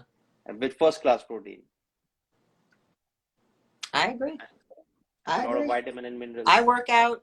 I'm fasted on, protein. I mean, so it's not that hard. You know what I mean? Like it's not, I'm always fine. I'm always killing it. So, And what's funny is when I was doing my master's in clinical nutrition, they said I during my practical I made a sample diet plan and I gave the patient 90 grams of protein. And they said you can't give 90 grams of protein to a sedentary person. This will harm her kidneys. And oh my God, I didn't know what to say. I was Oh laughing. my God. 90 It's, gram of proteins, according to them, was going to harm the kidneys. these people are idiots. I didn't know it was this bad. I see, the more I find out at times, the more I'm like, this is why I keep to myself. This is this is why I don't want to know what's going on. I'm like, they said what to you? I'm like, it's that bad? Yeah, I Uh, know. Protein study is very clear. You're very clear in the meta-analysis of how much protein, and I deal with a lot of older people. You're dealing with young people probably, but the older we get, the more protein we need. I don't let any yes, patient go under a gram of protein per pound of body weight ideal, period. And like, if you want to be 130 pounds, you need 130 grams of protein a day. You want to be 150, you need to eat 150. If you're 70, if you're over 50, I don't, that's critical. 20-year-olds can get away with all kinds of things and still build yes. muscle, if they have all the hormones in place as we used to, right? But nowadays, they don't. I just tested an Indian guy. So one of my patients, Hindu guy, he's 30, 35. His vitamin D was 9.6, lowest I've ever seen in my practice. I mean, he won the award. I said, wow, you won the award. Testosterone, 221. Free was like, oh God, point, maybe with 1.5. I was like, And you need vitamin D for testosterone synthesis. it's a mess. No, it's a mess. Yes. And his primary thing he's coming to me for, anger management, like he's explosive to his wife and children, and attention deficit and memory issues. And I said, you know why? Oh, and his cholesterol was like 130 or 140. Terrible. I said, because you're eating nothing but carbs, not enough protein, and because your cholesterol's so low, testosterone's so low. So first thing we're doing, we're going to, boom, you're lifting weights right now. You're eating a crap ton more meat, and we're cutting out the dal and the rice and the bread. He was like, okay. And I'm going to see a bunch of other things, boron, everything else. I have to optimize this testosterone. If I cannot get it where I need it, I'm open to replacement for sure. Because he's too young. I said, this is why he's irritable. And they came to me for neurofeedback. And I'm like, I'm not doing neurofeedback because this is the problem. Men with low testosterone are irritable by nature. Testosterone calms you down.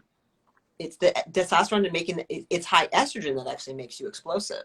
So Yes. I said, we got to fix this immediately, because he feels guilty. After he does it, he shames himself with guilt. He's a good man. He's a really good husband and father. He does not want to feel like this, out of control.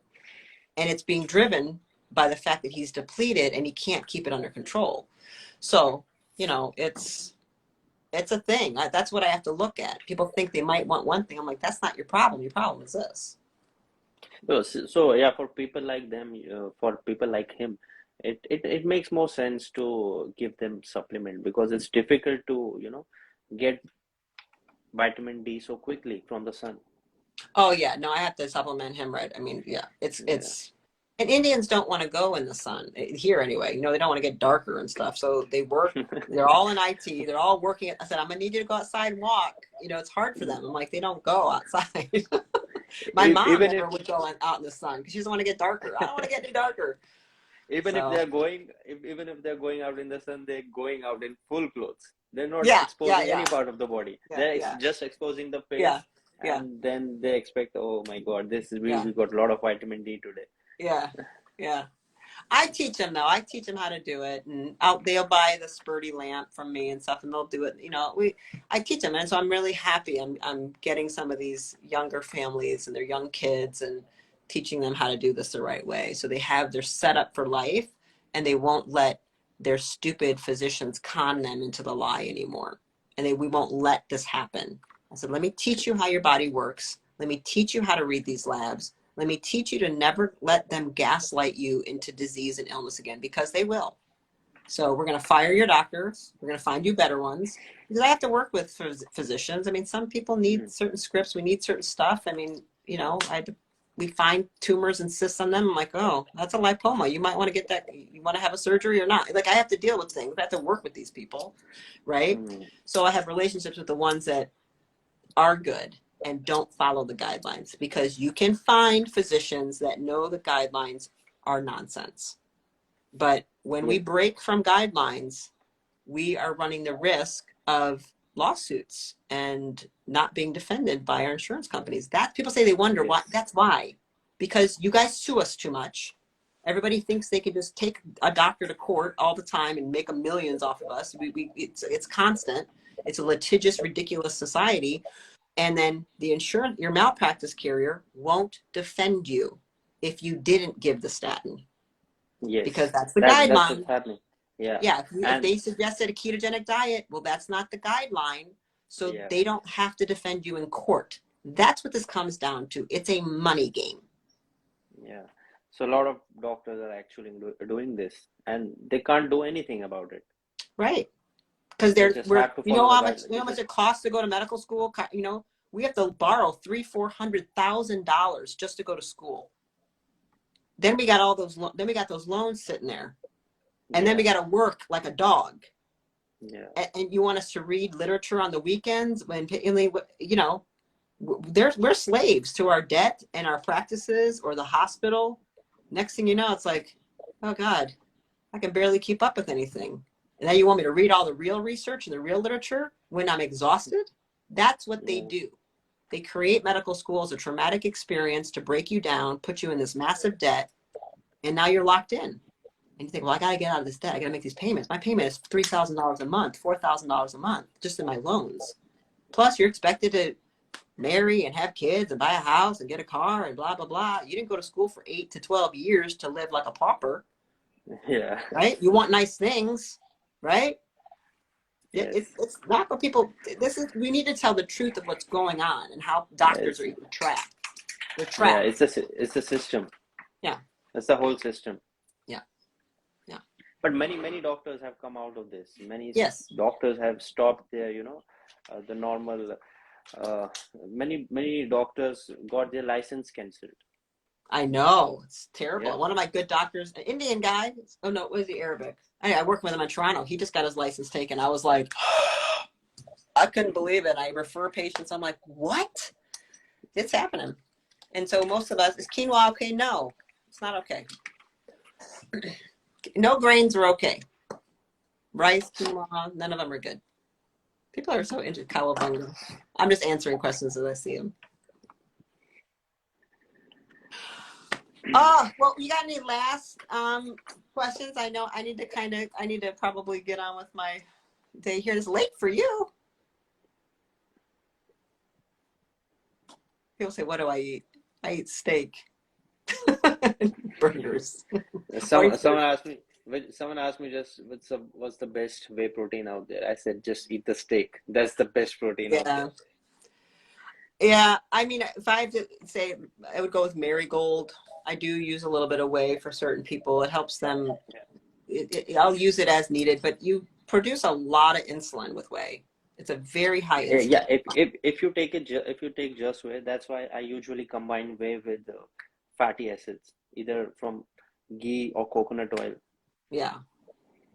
That way you're getting both of them together, fat and protein, and that way you can actually. That way, actually, you can keep the insulin levels low. Yeah, keep it decent. I use whey. I use a little bit. I use Marigold whey. I'm a woman. I ovulate. I still get my period every month. I'm still fertile. I like chocolate.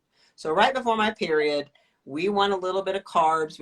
I need to boost my progesterone, right? So my system looks for something. I want an apple or a mango or something because of that. So I put a little bit of whey in some Greek yogurt.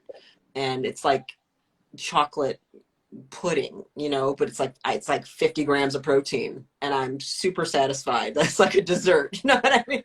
So, and I'm really satisfied. It's got yogurt has a few carbs in it, no added sugar, and it just makes my progesterone go up. I make a bunch of GABA. I'm calm. I feel great. I've had my little hit, so I don't have to go off the rails and, you know, eat other junk or anything. Yeah, I do the same thing. After dinner, I have a very big sweet craving. So this is what I do. I just take whey protein with little bit of fresh cream. I don't know what do they call it in Mm. US. It's like whipping cream, but Yeah, yeah. without sugar. Heavy whipping cream. Yeah. Yeah, Yeah, sweet yeah. cream, So whatever. I mix it with water and whey protein, and I'm good to go. You can Yeah, actually make ice cream from that. I know. You can Yeah, make all kinds of. I'm kind of lazy as you, and I don't have to have that every day by any means, but you know, it's a nice thing to have. So I keep it in the house, um, that kind of thing. But it's not a meal replacement for me. No. yeah. It's just to satisfy that sweet craving. Yeah, yeah.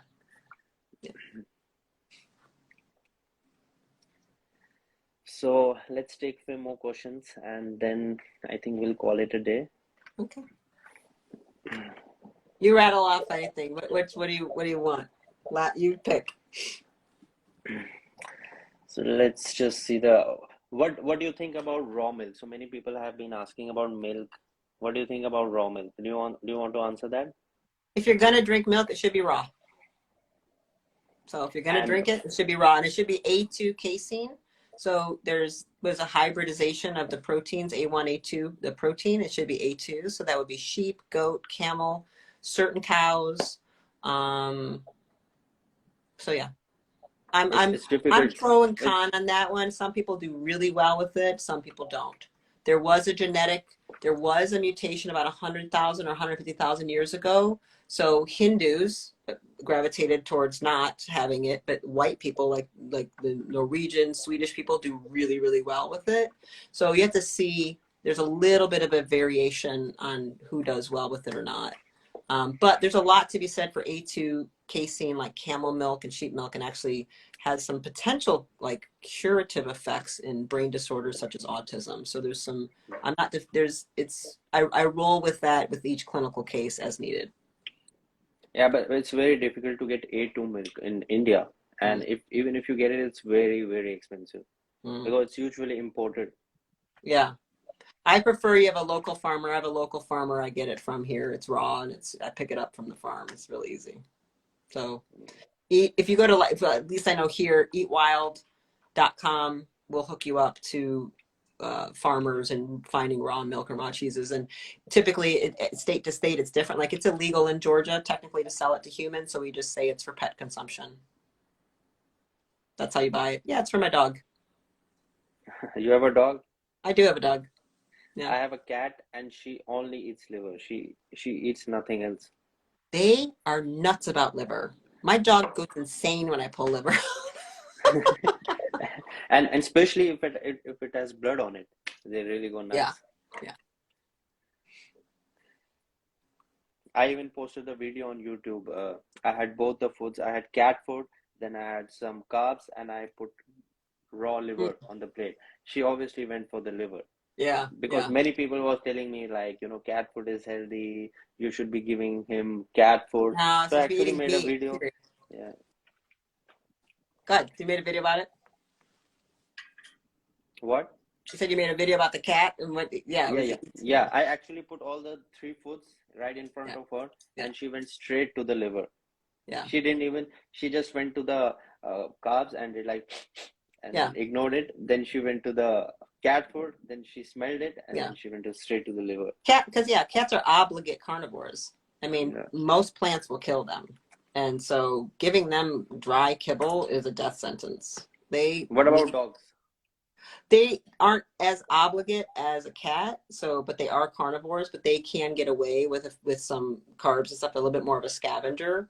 But my dog's been a raw carnivore for 8 years, raw everything. So, yeah. And I saw a quick question. Does collagen count as a complete protein? No, it doesn't. You don't count collagen. Collagen's incomplete. So that is not a complete, that doesn't count in my protein count. Collagen is for joints and skin. It's not for muscle building. And if you eat the tendinous organs and stuff on everything, you don't need to take collagen. You don't really, you should be eating it. But It does You not you count in that protein count in that total of the day. No. but you can have it like do you recommend collagen supplement for people who are above 40 or 50? It varies. Collagen supplementation can cause a lot of anxiety and sleep disorders, actually. So I deal with patient populations with mental health disorders, and collagen can be a real problem. So I'm very particular about who goes on it and who doesn't. So I would never recommend it for everybody. No. A lot of people go on collagen and they have a lot of problems and they don't realize it was the collagen. Okay, even collagen from bone broth. It doesn't matter. It's the glycine. It's the content of what's actually happening with glycine and tryptophan. So it doesn't matter where it comes from. No, it's an unknown. It can cause a lot of anxiety and panic. So people, if you've started having panic, anxiety and stuff, and you might want to do an experiment, come off your collagen for a few days and see what happens. That's interesting. Yeah. You'll be surprised Not well known. to see. Not well known. You'll be surprised to see the number of diabetic dogs in India. No, Almost my every dog other is dog. diabetic, actually. My dog is diabetic, Really? and he's a carnivore. Yeah, it happens from mostly the primary cause is poisoning from vaccines. So the pancreatitis is off the charts. So he was poisoned. So he ate a dead animal. Somebody used poison, and he ate that animal, and it almost killed him. It broke down his pancreas, and he was in the emergency room, almost died. So poison is doing a lot as well. It's not just diet. I'm just going to throw that at people. Everything isn't about what you eat. You're being poisoned to death as well. And that's why what you eat matters even more. Right? Yeah. But in India, most of the dogs are just, they're eating high carb foods, which they're not supposed to eat. Yeah. And people love to feed Parle-G here to the dogs. Parle-G is one of the cheapest biscuits in here. It's basically without any cream or anything. People love it to have it with tea. And it's one of the cheapest. So yeah, they do feed that to dogs. They get them fat. Yeah, they get their dogs fat. Yeah. Yeah, the dog's fat and fat lazy. people, diabetic dogs. Yeah.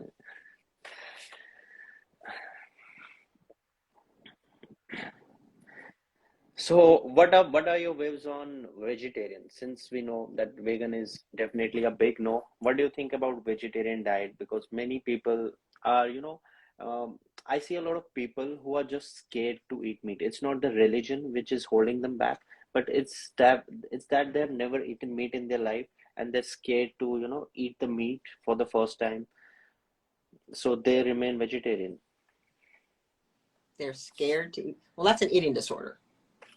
Yeah, because they've never eaten meat in their life. So yeah. I do get this a lot. Many of my clients are vegetarians. They eat milk, they eat cottage cheese, but they're scared to eat animals because they've never done it in their life because their parents were vegetarians. It's not what because do they of think is religion. going to happen? What are they scared of? They feel pukish, honestly. They feel they're just gonna puke. Okay. This is a lot common in India. I fix their liver and their stomach acid and their pancreas first, and then that make them want it. They're going to want it. Their metabolism is broken. Their stomach acid is too high. So when I bring your stomach acid down to 1.4, 1.5 where it's supposed to be, and your liver is not clogged and it's making the bile as it's supposed to be, and I manage insulin like it's supposed to be, you will naturally want it. You'll be like, oh my God, I can't explain it, but now I want to eat that. Because now it's working right. So I fix their body to make it, their body is damaged. So their taste buds and everything is perverted. So part of it is that. I fix other things. I have to fix everything, and that will shift it. But to bring it back to normal, they actually have to eat it then. No, they don't. Then how do you correct their acid? Well, that's more of a client thing. I have to look at a few things. You have to deal with their liver. The liver is a big problem, and their nervous system is a big problem. So I have to see how much is vagus nerve fight or flight causing this problem, and how much is congested non-alcoholic fatty liver. Non-alcoholic fatty liver is a massive problem. So I go after that. I can do that fasting. I can fast them for 5 days if I want. And then gradually add meat and eggs. And then there's all kinds of things I do. I mean, but that's what I do with patients. I got to be careful. You can't just start rattling. I'm like, well, there's a priority of how you do things, but you don't have to eat. No, I make them want it. You can make the body go, oh. And they'll literally say, 6 weeks ago, that was nauseating to me, and now I can't even stop eating steak. I'm like, I know. I don't have to hypnotize them. I get them behaving like a human. You make the body function like a human, it will want to eat like a human. They are living like non-humans. A vegetarian diet is not a human diet. So therefore, now they don't behave like one. So I start fixing it. I come back in the other way to make it comfortable for them. Because now they have eating. Intermittent fasting is one of the best ways to get the body back to normal. Yeah, I'm not as much of it. So intermittent fasting, I hate the term. I'm gonna tell you right now, I hate it because to me it's just normal eating. Yeah, because They've when offered you're the eating, term for normal eating. I'm like, you shouldn't be eating 15 hours a day. Like, so like, when did that start? You know, it's just and eating. when you're eating satiety foods like fatty protein, you're actually fasting without knowing it. Correct. You don't need to eat so many meals. Correct. And so I don't allow people to be tracking, and I don't use food apps. I don't do any of that in my practice. So I'm a little bit different than what a lot of people are doing on Instagram. I'm going to tell you right now, because I also deal with people who are coming to me with a diagnosed known mental illness, right? So I can't take an obsessive compulsive person and make them track macros. I'll make it worse. I can't take an eating disordered person and just instantly fast them. I can't take you know what I mean? I have to approach each thing very individually customized. So I have many strategies on how to do things. The generalizations are for a general population, but the majority of people are not that way. 60% of this country is in a massive diagnosed mental illness right now. 50% are on a psychiatric medication right now. Like, you know, the general population is in a trauma brain shutdown response, and they're not doing well. So True. you can't just make these changes like that. Yeah, Right? it has to come gradually. Yeah. I have to work a way that works with their system, and it does vary on how I have to do that, you know. So, but yeah, how I deal with them is I just get them to do that. And I do have to change the mindset of, you're going to eat. I have to see what works for them. The understanding primal cultures, and they start studying it, like, oh. So sometimes some people are very mental. They need the mental information. Some people are very emotional. I'll hit their emotional information. I have to see what the access point for them to make the switch is. So it's very customized, but again, like I said, they're not making an appointment with me unless they know this is coming. I mean, they Right. know it's coming, so they want it. They want to know how to do it. So I don't find resistance. I'm not, again, I'm not trying to convince anybody. I don't have time for it. Right? Right. You probably Absolutely deal right. with that with clients. You know what I mean? Like, I don't Yeah. have to. Yeah. I know. Some people do it better with, liver. Sometimes they do it better with fish. It's all individualized. Yeah. And sometimes, I actually let people follow vegetarian diet and gradually, very slowly start adding eggs and then fish and then chicken. And I've seen it actually, it's a good way to, actually start eating meat and eggs. Yeah. Because if you tell them to start eating meat and eggs from the same day, they just get really scared of it.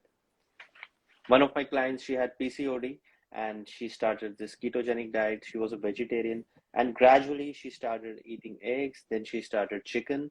Now she's eating eggs and chicken. She hasn't started the red meat, but at least she's eating eggs and chicken. It's good. Yeah, you have to do it gradually. The body can't handle it. Otherwise, it's like no different than training, right? You would never go do a marathon if you are out of shape. You have to Yes. train. So the system is not able to, it hasn't done it. It doesn't know how to digest. It doesn't know how to work right because you've broken it. You have to heal it first. So you can't go from the couch to a marathon. You go from Yes. a 3K to a 5K to a 10, it's a gradual progression, right? That's what happens. You don't go from 40% body fat to 10% body fat. It's a gradual progression. You know? Yes, exactly.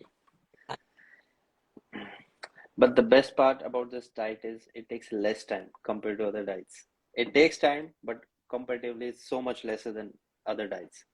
Correct. Because you're putting in what you need to heal. If you put in Space. what you need to heal and take away poison, body heals pretty quick. Give it what it needs and stop poisoning it, and it will work. The body Just always, we're just starving it and poisoning it. yes, yes. Just put it in the right environment. Yep. Great. So let's just see if we have any more questions. Then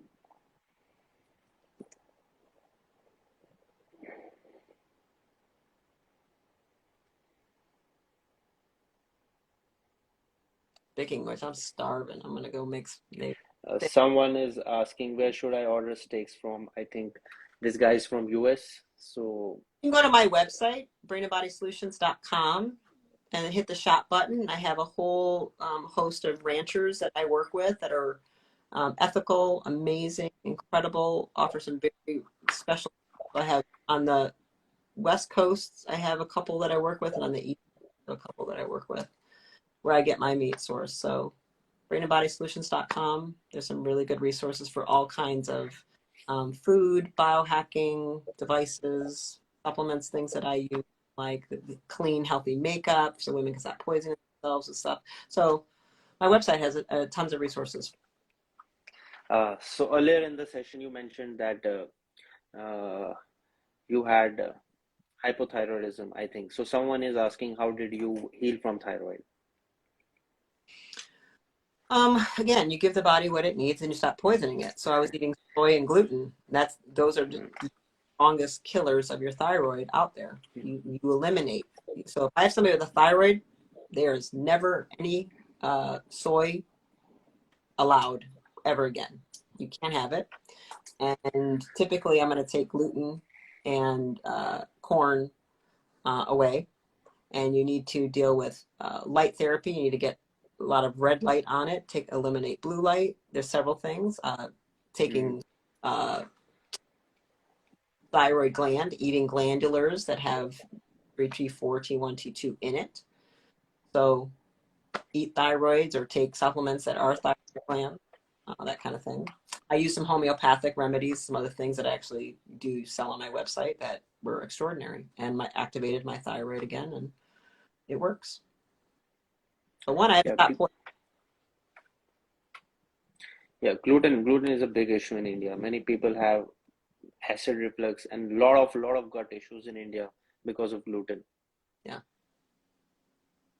It's an inflammatory protein. It's a toxic poison. Yeah. And they get better only in 5 days once they ditch the gluten.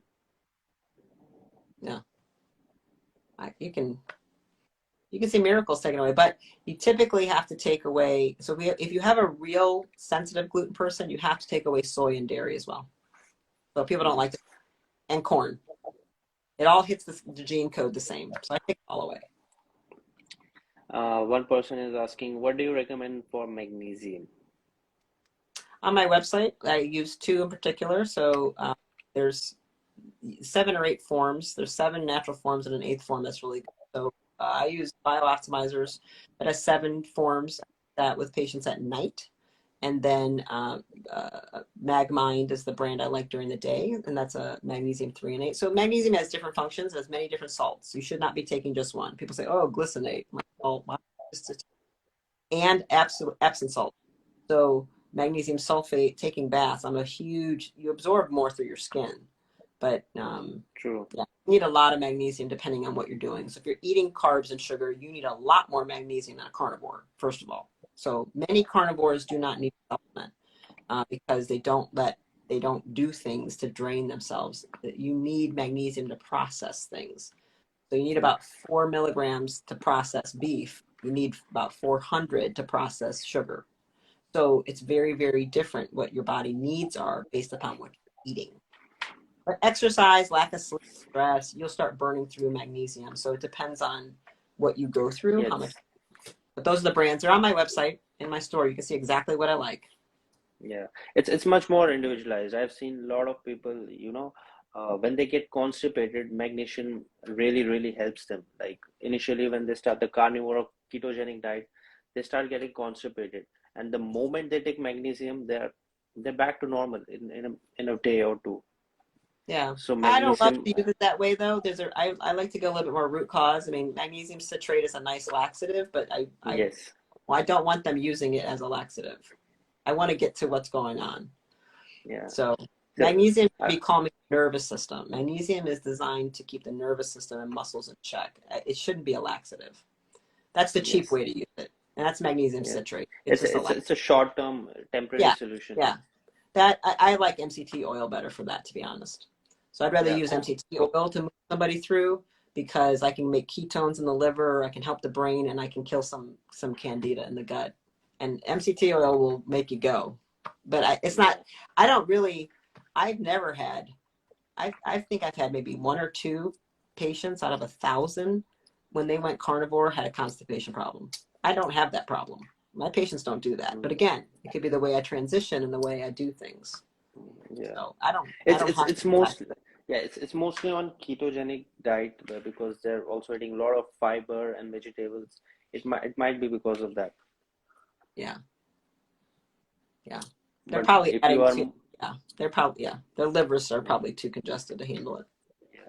If you're doing mostly meat-based keto, then I don't think it will be a problem. Yeah.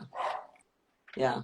That's And because they're also eating too magnesium, much oxalates. Yeah. They're eating the same, the keto paleo foods, they eat too much of the same thing and they're poisoning themselves with too much oxalates and lecithins and stuff. That's the problems. That's what they do. Yeah.